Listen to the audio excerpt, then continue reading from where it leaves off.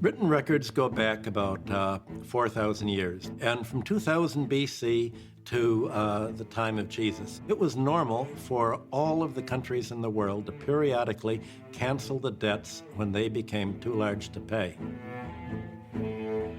So you have Sumer, Babylonia, Egypt, other regions, all proclaiming these debt cancellations, and the effect was to make a clean slate so that society would begin all over again.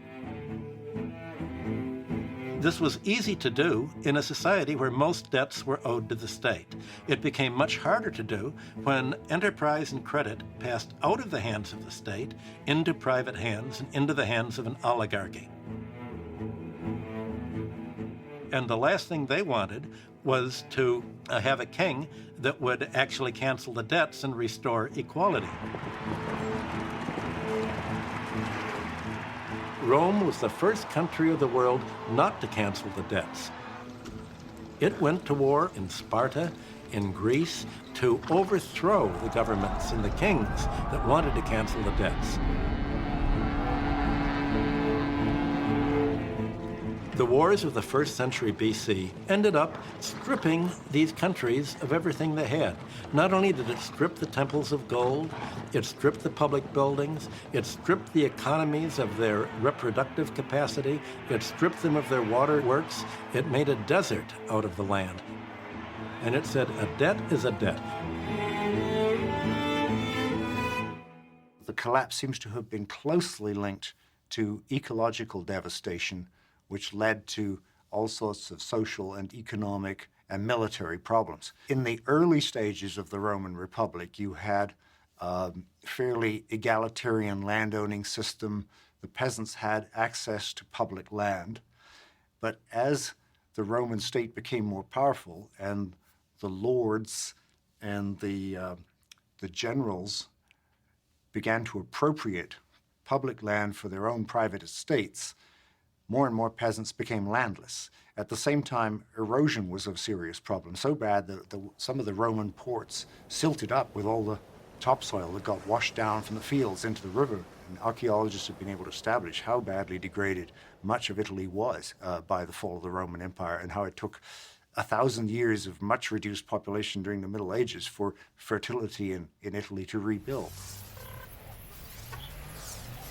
What was absolutely new in the Roman Empire was irreversible concentration of wealth at the top of the economic pyramid. And that's what progress has meant ever since. Progress has meant you will never get back what we take from you.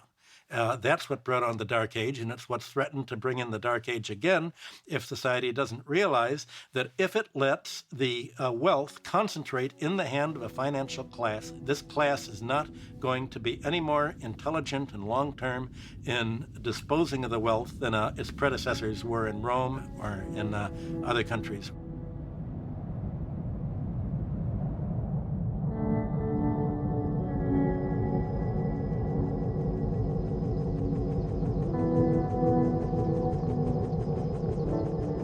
Well, the term oligarchy obviously sounds a little esoteric. It just means a small group of people have got a lot of political power based on their economic power. We like to think of the United States as being much more democratic, much more spread out in terms of who has the power. And oligarchy is something that's usually associated with relatively poor countries, but that view has to be updated because we've got an essential part of that problem, that structure, in the United States today.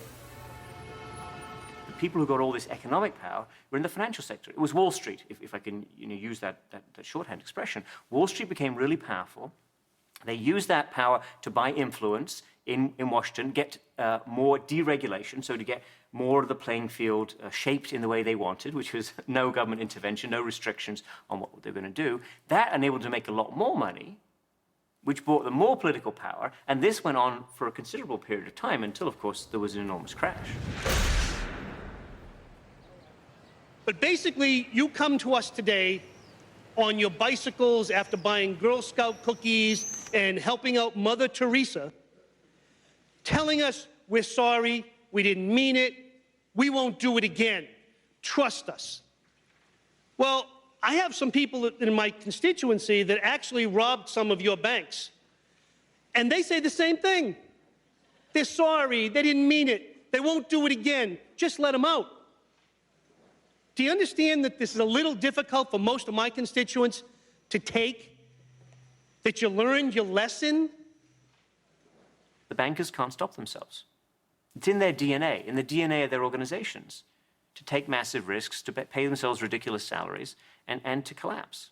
And the more that reasonable, responsible people of the center, and the left and the right, see this, the closer we'll get to finally constraining the power of these out-of-control financial oligarchs. It's not a mystery, it's not a surprise that we know we have crises every 5 or 10 years. You know, my daughter called me from school one day and said, "Dad, what's a financial crisis?" And without trying to be funny, I said, "It's the type of thing that happens every 5 to 7 years." And she said, "Why is everyone so surprised?" So we shouldn't be surprised.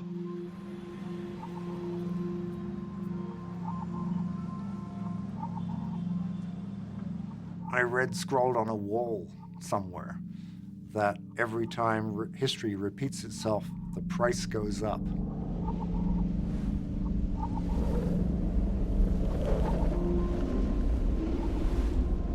If you look at the increasing complexity of civilization, what you can see towards the end of the classic Maya period is the enormous amount of effort being put in to build palaces and temple precincts that are controlled entirely by the nobility, and from which one imagines the peasantry was excluded, just as the ordinary folk are excluded from gated communities in many countries today.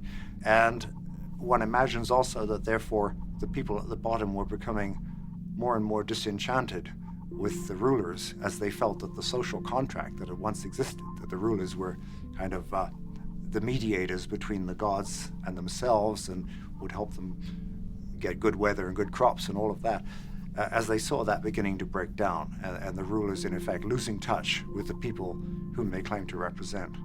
It is a pattern I think we can see a lot in the modern world now.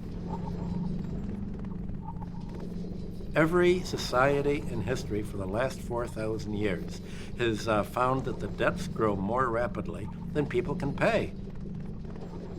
And the problem is a small oligarchy of 10% of the population at the top to whom all of these net debts are owed to.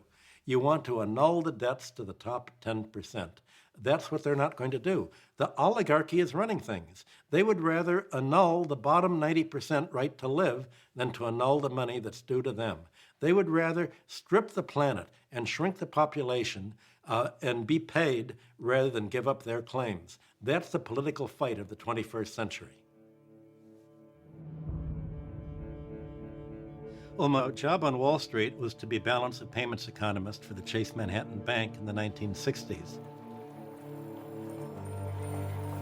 My first job there was to calculate how much debt could third world countries pay.